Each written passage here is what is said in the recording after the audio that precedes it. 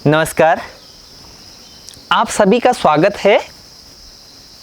आशा करता हूँ आप स्वस्थ होंगे। आज हम बात करने जा रहे हैं पद्मासन। ये ध्यानात्मक आसन है, यानी कि ध्यान की प्रक्रियाएं इसमें संपादित की जाती है और साथ ही साथ ये अभ्यास आसनों के बाद और प्राणायाम के अभ्यास के लिए बहुत ही लाभदायक है। सबसे पहले कैसे हम इस अभ्यास को कर सकते हैं? दंडासन की स्थिति में हम बैठते हैं। इसके बाद सहजता के साथ अपने दाहिने पांव को आप बाईं जंघा के पास लेके आएंगे और बाएं पांव को दाहिनी जंघा के पास, और फिर इसके बाद दोनों हाथों को ज्ञान मुद्रा, चिन्ह मुद्रा या किसी भी हस्त मुद्रा में आप रखें। कमर गर्दन आपकी सीधी। अगर इस अभ्यास को आप बहुत सहजता के साथ कर लेते हैं तो आप देखेंगे कि आपके पांव के तलवे ऊपर की ओर और एड़ियां आपकी नेवल रीजन के पास जितना समीप होंगे उतना ही अच्छा, और दोनों घुटने आपके जमीन का स्पर्श कर रहे हैं इस पे, और कमर गर्दन उसके बाद आपने सीधी रखनी है। जो व्यक्ति इस अभ्यास को नहीं कर सकता है उसके लिए क्या कर सकते हैं? उसके लिए अर्ध पद्मासन यानी कि आधा पद्मासन। आप क्या करें, लेफ्ट लेग को या राइट लेग को कुछ देर के लिए ऊपर रखें और सहजता के साथ कमर गर्दन सीधी, या दूसरी ओर से आप अभ्यास को कर सकते हैं। देख लें आपने क्या करना है, सहजता के साथ दूसरे पांव को, बाएं पांव को या दाहिने पांव को विपरीत जंघा मूल पे रखना है। यह है आपका अर्ध पद्मासन। अब कोई इस अभ्यास को भी ना कर पाए तो उसके लिए सुखासन। सामान्य तौर पे हम दोनों लेग्स को क्रॉस करके बैठते हैं, तो ये सुखासन की स्थिति होगी। अब इस स्थिति में भी अगर प्रॉब्लम आ रही है तो क्या करें? इस स्थिति में भी अगर आप नहीं बैठ पा रहे हैं या पद्मासन की स्थिति में आप बहुत देर तक नहीं बैठ पा रहे हैं, तो उसके लिए आपको सूक्ष्म अभ्यास, जॉइंट के मूवमेंट करने हैं और धीरे धीरे अभ्यास की सीमा को आपने बढ़ाना है। पहले आपने सूक्ष्म अभ्यास भाग 1 और सूक्ष्म अभ्यास भाग 2, इन अभ्यासों को आप करें जिससे आपकी मांसपेशियां लचीली होंगी, और धीरे धीरे पद्मासन और फिर उसके ऊपर के अभ्यास आप सहजता के साथ कर सकते हैं।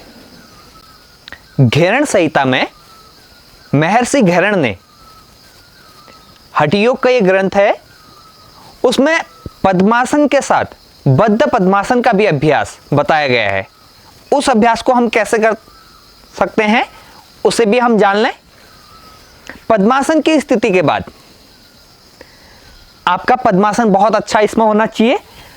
पद्मासन की अंतिम स्थिति के बाद आपको क्या करना है, कमर गर्दन सीधी रखनी है इसमें भी, और दोनों हैंड को आपने क्रॉस करना है पीछे की साइड से। क्रॉस करने के बाद आपने लेफ्ट हैंड से लेफ्ट लेग के अंगूठे को और राइट हैंड से राइट लेग के अंगूठे को आपने सहजता के साथ पकड़ना है। शुरुआत में आप, अगर आपसे बहुत अच्छा ये अभ्यास नहीं हो पा रहा है तो आगे झुक जाएं। आगे झुकेंगे, जैसे आप आगे झुकते हैं तो क्या होगा,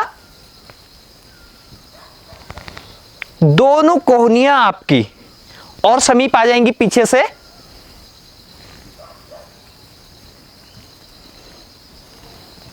और उसके बाद आप कुछ देर के लिए आंखें बंद कर लें।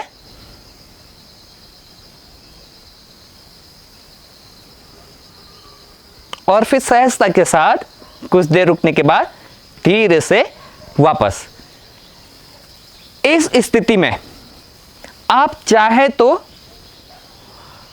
जालंधर बंद के साथ, बद्ध पद्मासन में जालंधर बंद के साथ नासिकाग्र पे अपना ध्यान केंद्रित कर सकते हैं। नासिका के अग्रभाग पे अपने ध्यान को आप केंद्रित कर सकते हैं। इस अभ्यास में आपने सावधानी क्या बरतनी है? अगर अर्थराइटिस की प्रॉब्लम है, आपके जॉइंट में बहुत ज़्यादा पेन होता है या घुटनों में बहुत ज़्यादा पेन होता है, तो इस अभ्यास को नहीं करना है। उसके अलावा साइटिका की अगर प्रॉब्लम है या सैक्रल रीजन में यानी कि हड्डी के स्पाइनल कॉर्ड के अंतिम छोर में इन्फेक्शन है या दर्द है, तो उस स्थिति में भी इस अभ्यास को आपने अवॉइड करना है। अगर हम इसके लाभों की चर्चा करें तो ये ध्यान का आसन है। इस स्थिति में बैठ के हम प्राणायाम के अभ्यास और ध्यान के अभ्यासों को करते हैं और इस अभ्यास से हमारे जितने भी नर्वस न्यूरॉन्स हैं यानी कि जो संवेदनाओं को हमारे ब्रेन तक लेके जाते हैं, ये मानसिक प्रक्रिया है, तो हमारे जो नर्वस न्यूरॉन्स हैं वो बहुत ही ज़्यादा इसमें अपनी क्रियाशीलता को दर्शाते हैं। यानी कि जो हमारे संवेदी तंत्रिकाएं हैं वो इसमें अपना कार्य सुचारू रूप से करते हैं, जिससे हम मानसिक रूप से अत्यधिक स्वस्थ होते हैं। और ये एक लंबी प्रक्रिया है। निरंतर अगर हम इस अभ्यास को करते जाते हैं तो ये हमारे आध्यात्मिक चेतना शक्ति के लिए यानी कि हमारे कुंडलिनी जागरण के लिए भी बहुत अच्छा अभ्यास है। इसका सीधा सीधा संबंध है हमारे मूलाधार चक्र से है। मूलाधार चक्र यानी कि जो सैक्रल रीजन वाला पार्ट है, वहां पे इसका सबसे अत्यधिक प्रभाव पड़ता है। और जब हम इस प्रक्रिया को लंबे समय के लिए ध्यान के साथ या प्राणायाम के साथ करते हैं तो हमारी आंतरिक चेतना शक्ति, कुंडलिनी शक्ति जागृत होने की संभावनाएं बढ़ जाती हैं। स्वस्थ जीवन के आधार के लिए योग के विविध आयामों को अपने जीवन में अवश्य आप सम्मिलित करें और अपने जीवन की सार्थकता को, अपने स्वास्थ्य को आप उन्नत करें और अभ्यासों को पूर्ण मनोयोग के साथ आप करें। आज के लिए इतना ही। आपके सुखमय और स्वस्थ जीवन की मैं कामना करता हूं।